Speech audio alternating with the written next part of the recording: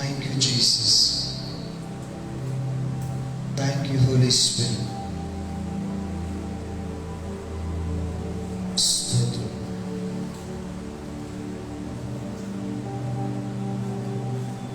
స్తోత్రం. Thank you, Jesus. Thank you, Lord. అందరము కళ్ళు మూసుకొని ఈ సాయంకాలపు ఈ పునరుద్ధానపు దినమున ఈ సాయంకాలపు ఆరాధన మనము ప్రారంభించుకుందాం. అందరూ లైవ్లో ఏకీభవించి వాళ్ళందరూ కూడా నాతో పాటు కళ్ళు మూసుకొని ప్రార్థనలో ఏకీభవించింది. స్తోత్రము నాయన, మహాపరిశుద్ధుడా, జీవం కలిగిన దేవా, రాజ్యులకు రాజా, ప్రభువులకు ప్రభువా, నీకే కృతజ్ఞతాస్తుతులు. ఇదిగో నాయన, మమ్మల్ని ఈ యొక్క దేశము, ఈ యొక్క ప్రపంచం అంతా కూడా కరోనా వైరస్ నుంచి మమ్మల్ని కాపాడుతూ స్తుతులు చెల్లిస్తున్నాను. లైవ్ లో నాయన ప్రభువులు ఆశీర్వదించబడాలి. ఈ కార్యక్రమంలో మీ ఆశీర్వాదాలు వారిపై ఎల్లప్పుడూ కూడా కుమరించమని ప్రార్థిస్తున్నాను. మా శక్తి చేతనైనను, మా బలము చేతనైనను, మా జ్ఞానము చేతనైనను ఏది కూడా కాదు, కానీ మీ ఆత్మ ద్వారా కేవలం ఇక్కడ మీ ఆత్మ కార్యము మాత్రమే ఈ లైవ్ కార్యక్రమంలో జరుగునుగా కానీ ప్రార్థిస్తున్నాను. ఇదిగో నాయన ప్రభువా, సమస్తమును మీ పాదాల చెంత పెడుతున్నాను. ఎలాగో నాయన ప్రభువా, మమ్మల్ని ఈ రకముగా సిద్ధపరిచిన విధానానికే నీకు వందనాలు, స్తోత్రాలు చెల్లిస్తూ తర్వాతి కార్యక్రమం అంతా కూడా మీ నామానికి మహిమకరంగా జరిపించమని యేసు నామములో అడుగుచున్నాం తండ్రి, ఆమేన్. మనము ఒక పాట పాడుకుంటూ దేవుని ఆరాధించుకుందాము. అందరము చప్పట్లు కొడుతూ దేవుని ఆరాధిద్దాము. నా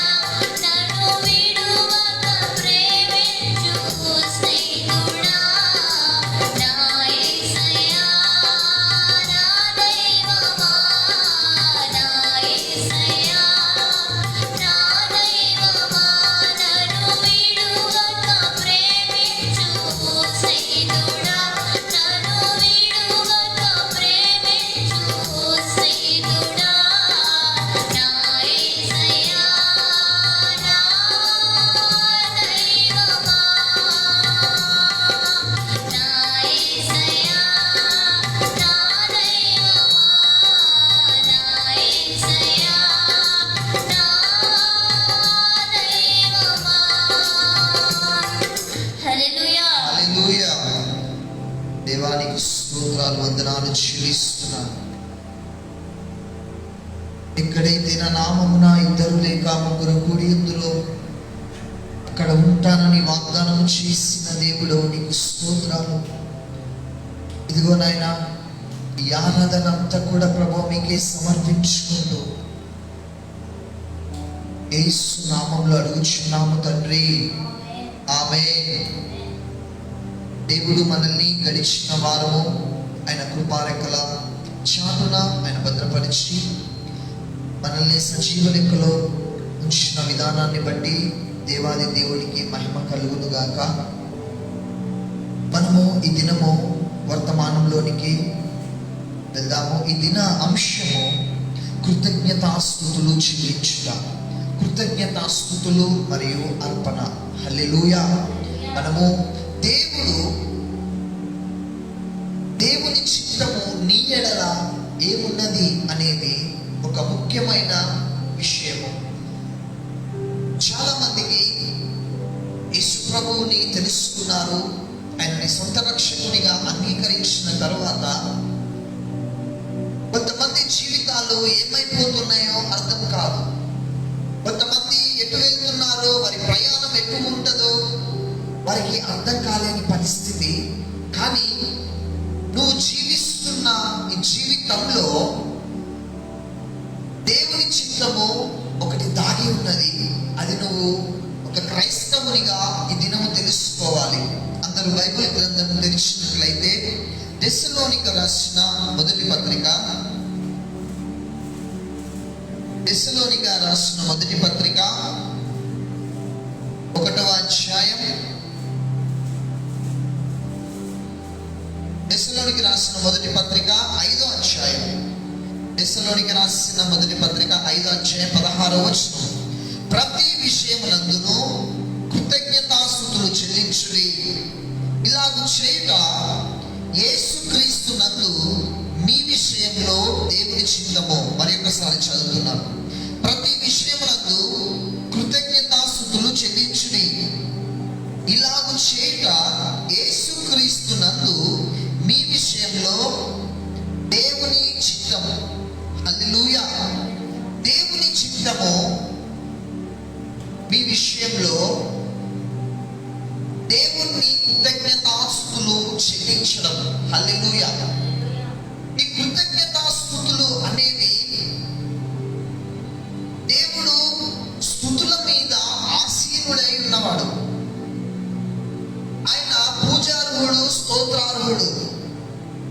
సర్వమానవుడిగా దేవుడు నిన్ను ఆశీర్వదించాలి అన్నా, దేవుడు నిన్ను ప్రత్యేకమైన కృపా వరాలతో నింపాలి అన్నా, నువ్వు దేవుణ్ణి స్తుతించడము అనేది అది నీకు, నీ ఆత్మీయ జీవితానికి అది ఆశీర్వాదకరం. హల్లెలూయా. మనము మొదటిగా చూసినట్లయితే ఈ యొక్క ఆది కాండంలో కయ్యూను, హేబేలు అనేవారు మనకు కనపడుతూ ఉంటారు. ఈ కయ్యూను యొక్క స్వభావము, హేబేలు యొక్క స్వభావము మనము చూసినట్లయితే ఆది కాండము 4వ అధ్యాయం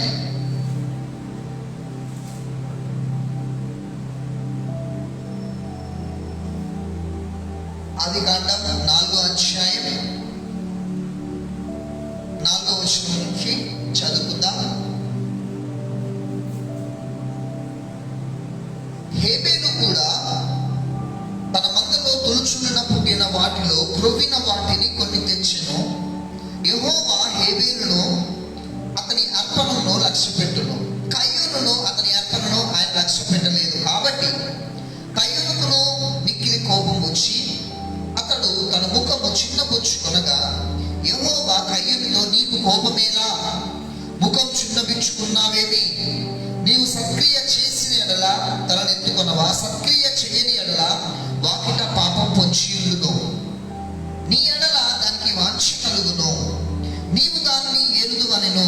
కయ్యూను తన తమ్ముడైన హేబేలుతో మాట్లాడెను. వారు పొలములో ఉన్నప్పుడు కయ్యూను తన తమ్ముడైన హేబేలును మీద పడి అతన్ని చంపెను. యెహోవా నీ తమ్ముడైన అన్నాడు, నేను ఎరగను, నా తమ్మునికి నేను కావలి వాడనా అనెను. అప్పుడు ఆయన, నీవు చేసిన పనేమి?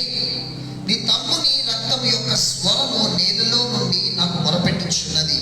కావున నీ తమ్ముని రక్తము నీ చేతిలో నుండి పుచ్చుకొనుటకు నోరు తెరిచిన ఈ నేల మీద ఉండకుండా నీవు శపించబడిన వాడవు. హల్లెలూయా. ఈ ఇద్దరు విషయాలను మనము గమనించినట్లయితే, కయ్యూనికి ఒక స్వభావం ఉన్నది, హేబేలుకు ఒక స్వభావం ఉన్నది.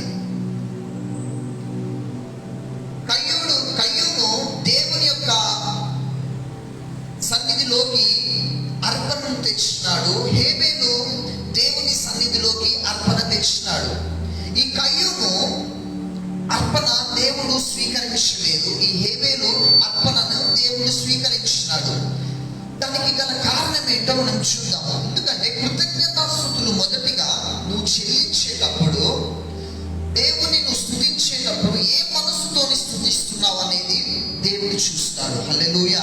నువ్వు ఏ మనసుతోని దేవుని స్తుతిస్తున్నావు, ఎంత కాన్సన్ట్రేషన్ పెట్టి స్తుతిస్తున్నావు, లేక దేవుణ్ణి ఏదో నాట్యవాసగా స్తుతిస్తున్నావా, ఏదో స్తుతించాలి కాబట్టి స్తుతిస్తున్నావా, లేక మనపూర్వకంగా స్తుతిస్తున్నావా అనేది మొదటిగా దేవుడు చూస్తాడు. ఈ కయ్యూను ఈ హేబేలు విషయంలో, హేబేలు బలి అర్పణ దేవునికి దగ్గరికి తీసుకొచ్చేటప్పుడు అది దేవుని దృష్టికి అది శ్రేష్టమైనదిగా కనపడ్డది.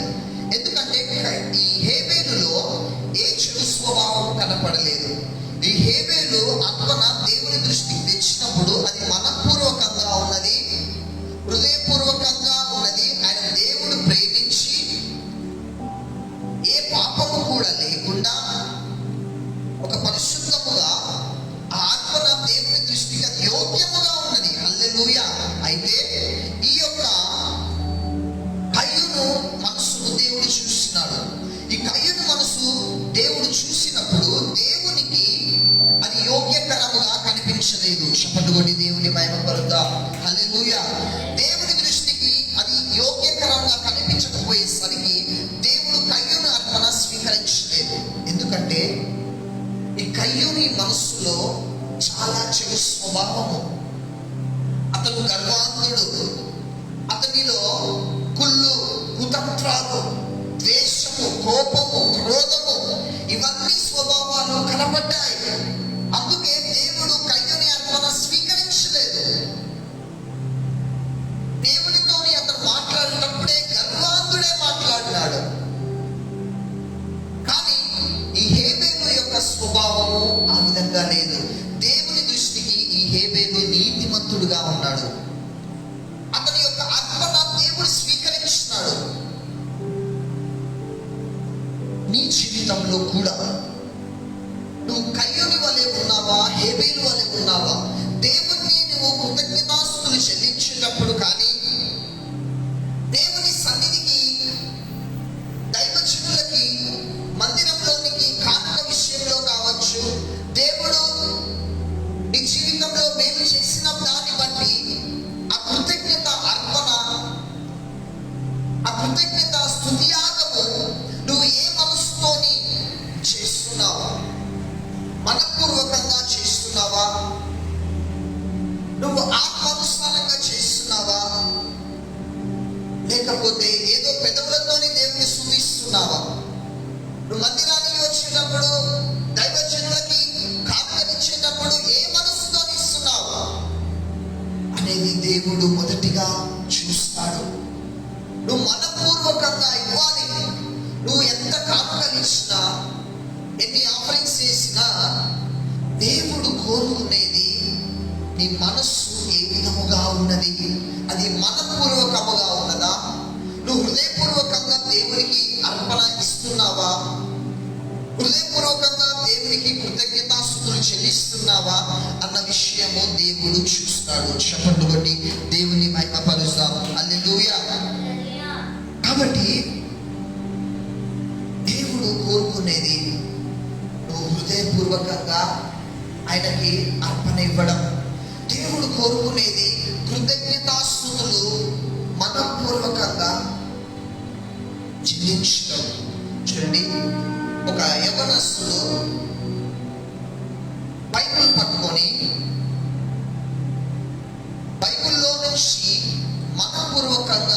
దేవుణ్ణి స్తుతించడము మానేసి అతను చేసిన ఆ పని ఏమిటి అంటే, ఒక స్తుతుల బుక్ పట్టుకొని అటు ఇటు నడుచుకుంటూ అందులో చూస్తూ కృతజ్ఞతాస్తుతులు చెల్లిస్తూ ఉన్నాడు. అయితే ఒకరోజు ఆ ఆత్మీయ తండ్రి చూసి, బిడ్డ, నువ్వు ఎందుకు ఆ విధంగా కృతజ్ఞతాస్తుతులు చెల్లిస్తున్నావు? అది దేవుని దృష్టికి అది యోగ్యమైనది కాదు. అది పెదవుల నుండి వచ్చింది మాత్రమే. అది పెదవుల నుంచి నువ్వు స్తుతులు చెల్లిస్తున్నావు. అది దేవుని దృష్టికి అది అంగీకరింపబడదు.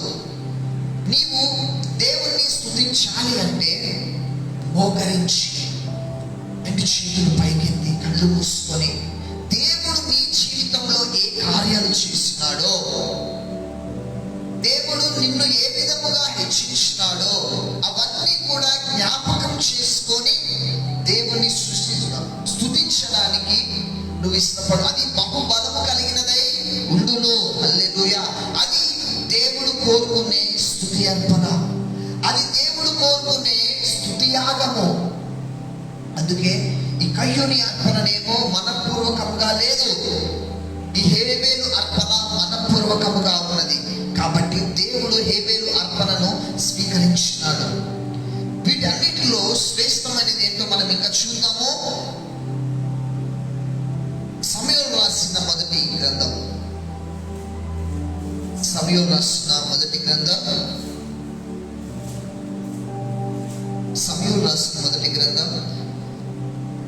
15వ అధ్యాయం 22వ వచనం. సమూయేలు రాసిన మొదటి గ్రంథం 15వ అధ్యాయం 22వ వచనం. అందుకు సమూయేలు తాను సెలవిచ్చిన ఆజ్ఞను ఒకడు గైకొనుట వలన యెహోవా సంతోషించినట్లు ఒకడు దహన బలులను అర్పించుట వలన ఆయన సంతోషించున ఆలోచించుము. బలులు అర్పించుట కంటే ఆజ్ఞను గైకొనుటయు, పొట్టేళ్లు క్రొవ్వును అర్పించుట కంటే మాట వినుట శ్రేష్టము. హల్లెలూయా. ఇప్పటి వరకు కూడా కృతజ్ఞతాస్తుతులు అర్పించడం అర్పణ గురించి చెప్పిన దేవుడు దృష్టికి వీటిలో శ్రేష్టమైనది ఏమిటి అంటే నువ్వు దేవుని మాట వినడము. హల్లెలూయా. దేవుని యొక్క మాటకు లోబడడం. ఒక దైవజనుడు ఉండేవాడు. ఆ దైవజనుడి దగ్గరికి, ఆ సంఘానికి ఒక విశ్వాసి వచ్చింది. ఆ విశ్వాసరాలు మందిరానికి రాకుండా దైవజనుడు దేవుని ప్రేరేపణతోని ఆ విశ్వాసికి చెప్తూ ఉన్నాడు, అమ్మ, నువ్వు మందిరానికి రాక చాలా రోజులైతుంది, నువ్వు మందిరానికి రావాలి, ప్రతి ఆదివారం మందిరానికి రావాలి, సంఘస్థులతో కలవాలి, ప్రార్థనలో ఏకీభవించాలి, ఆరాధనలో ఉండాలి. ఈ విధంగా ఉన్నట్లయితే నువ్వు ఆశీర్వదించబడతావు అని దైవజనుడు చెప్పినాడు. దైవజనుడు మాట వినకుండా దైవజనుడు మాట్లాడినాడు అంటే అది దేవుడు మాట్లాడినాడని మనం నమ్మాలి. హల్లెలూయా. అయితే ఈ యొక్క దైవజనుడు చెప్పిన మాట వినకుండా మందిరానికి రాకపోయినా పర్లేదు, దైవజనుడికి ప్రతి నెల నేను దశమ భాగం ఇస్తున్నా, మందిరానికి రాకపోయినా పర్లేదని అనుకున్నది తన మనసులో. ఆ విధంగా అనుకొని ప్రతి నెల మందిరానికి రాకుండా దైవజనుడికి ఫోన్ చేసి దశమ భాగాలు ఇవ్వడము చేస్తున్నది. దైవజనుడేమో నువ్వు మందిరానికి రావాలమ్మా, తప్పకుండా నువ్వు మందిరానికి రావాలని చెప్పేసి అనగానే నేను అప్పుడు వస్తాను ఇప్పుడు వస్తాను అని చెప్పి వెళ్ళడం జరిగింది. అయితే ఒకరోజు దేవుని స్వరం దైవజనుడికి వినపడుతుంది, ఆ బిడ్డ ఇచ్చిన దశమ భాగం నువ్వు తీసుకోవద్దు, ఎందుకంటే అది నా దృష్టికి అది యోగ్యముగా లేదు. హల్లెలూయా.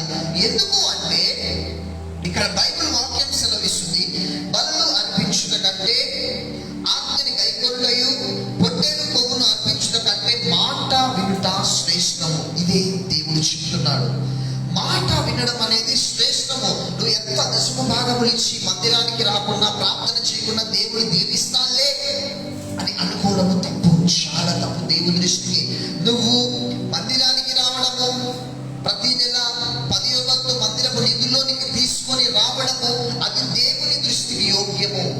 కాబట్టి నీ జీవితంలో నువ్వు ఏ విధంగా ఉన్నావు, నీ యొక్క ప్రవర్తన ఏ విధంగా ఉన్నది,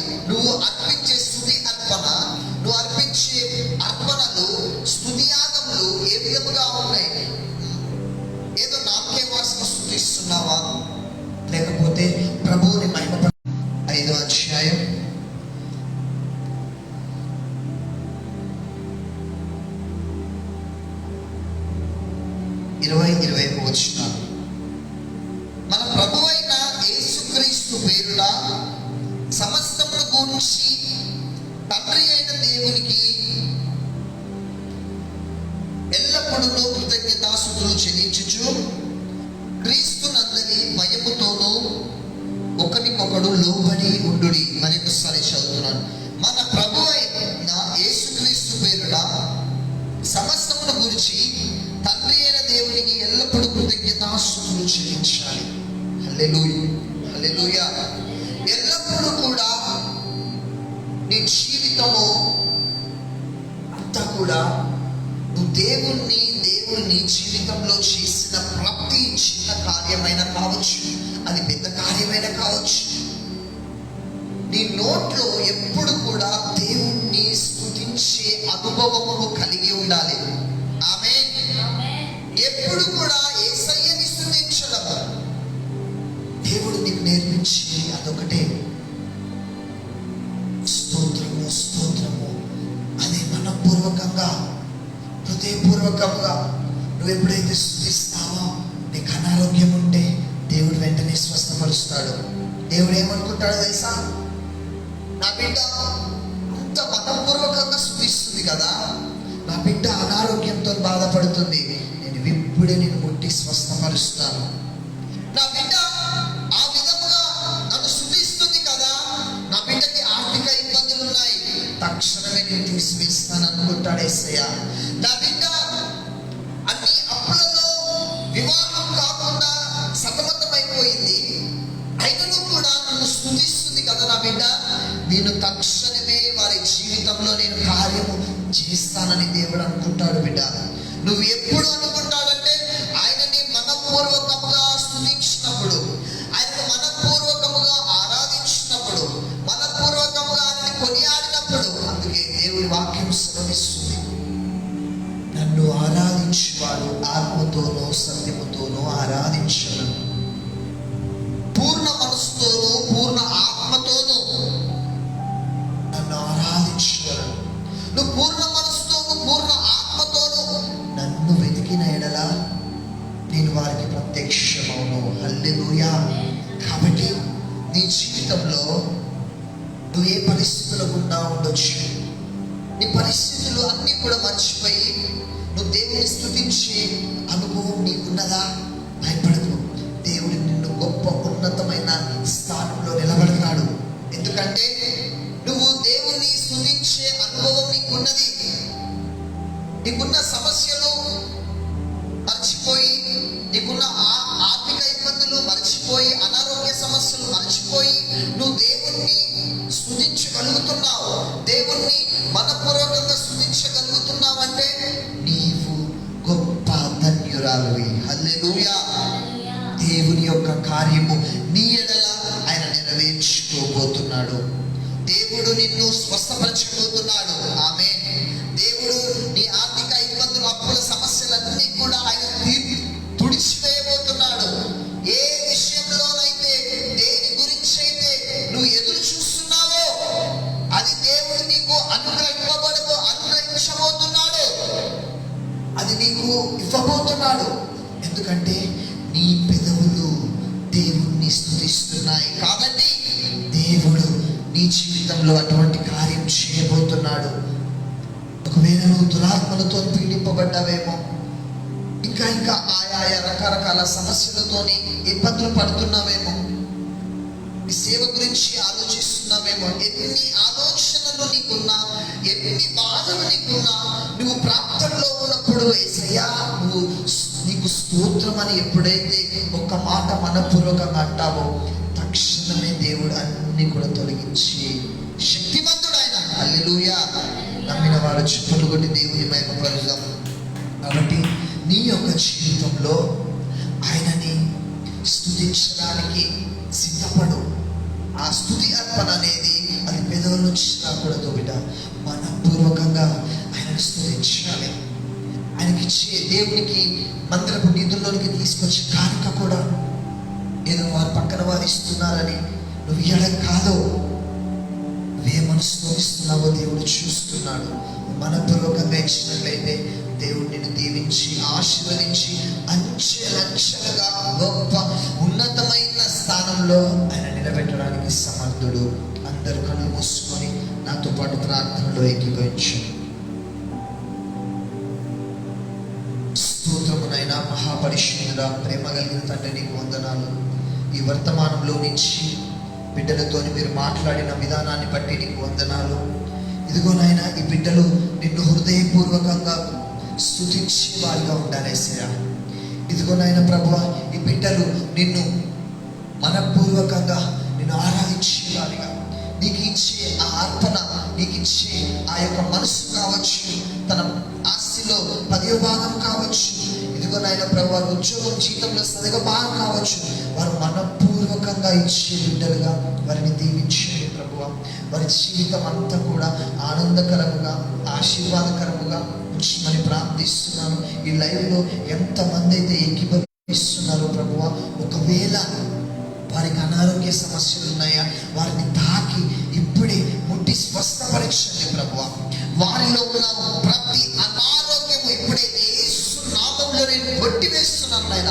మీరు ఇచ్చిన అధికారం ఇచ్చి ఇదిగో నాయన వారిని గొప్ప ప్రయోజకులను చేసి ఇదిగో నాయన సాక్షి బిడ్డలుగా నిలబెట్టమని నజరేయుడైన యేసుక్రీస్తు అతి శ్రేష్టమైన నామంలో అడిగి వేడుకొచ్చున్నాము తండ్రి. మన తండ్రి అయిన దేవుని ప్రేమ, కుమారుడైన యేసుక్రీస్తు కృప, పరిశుద్ధాత్మ సన్నిధి, సమాధానం మీకు, మీ కుటుంబాలు దేవుని యొక్క రాకడ పర్యంతరము తోడే ఉండి నడిపించుగాక. ఈ లైవ్ చూసిన మీరందరూ అనేకులకు షేర్ చేయండి, కామెంట్ చేయండి. తద్వారా దేవుడు మిమ్మల్ని, మీ కుటుంబాలను దీవించి ఆశీర్వదించుగాక. Amen, amen, amen. Praise the lord.